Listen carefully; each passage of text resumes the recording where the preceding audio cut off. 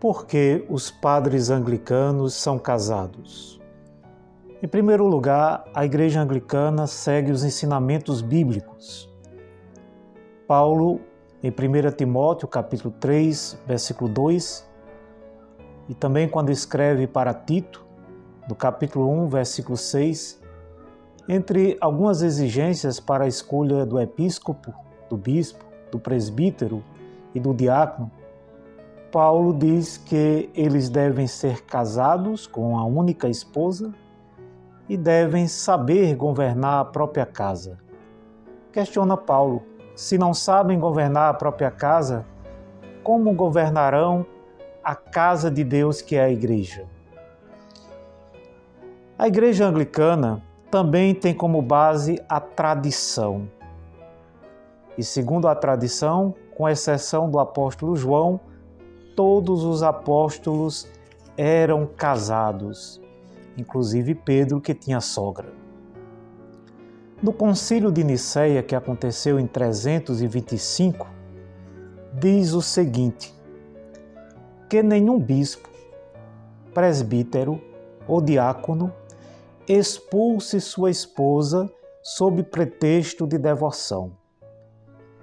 Se permanecer inamovível, que lhe seja retirada a ordem sacerdotal. Diz ainda o concílio que o clero podia e deveria permanecer casado como o Senhor o estabeleceu, tendo escolhido homens casados para o ministério. Essa é a verdadeira tradição da Igreja com relação ao celibato.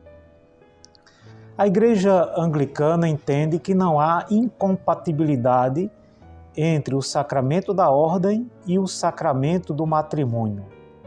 Você pode realizar o seu ministério, mas ter uma profissão e cuidar da sua própria casa, cuidar da sua própria família. A Igreja Anglicana entende também que a Igreja é a esposa de Cristo e não de nenhum padre, bispo ou diácono. A Igreja Anglicana entende, como Paulo, que o celibato é um dom e não uma imposição. Em 1 Coríntios, no capítulo 7, a partir do versículo 7 até o versículo 9, Paulo fala do celibato como um dom. Quisera que todos os homens fossem como sou, mas cada um recebe de Deus seu dom particular. Um deste modo, outro daquele modo. Continua Paulo: contudo, digo aos celibatários e às viúvas que é bom ficarem como eu.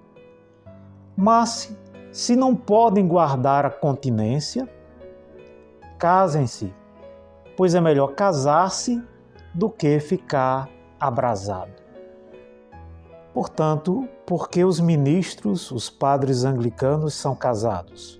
Respeitamos quem pensa diferente, mas para nós anglicanos é de suma importância sermos fiéis aos ensinamentos bíblicos e à verdadeira tradição da Igreja.